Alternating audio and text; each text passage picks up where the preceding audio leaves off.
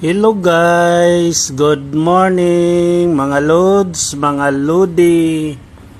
Mango and sticky rice tayo guys.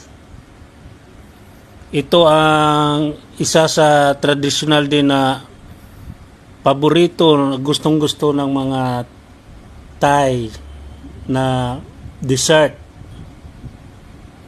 Gawa ito sa malagkit at saka coconut milk, yung glutinous rice. Pagkatapos may mango na yung matamis. Yan ang pare sila guys. Ito ang isa sa sikat dito na dessert or delicacies nila. Share ko lang po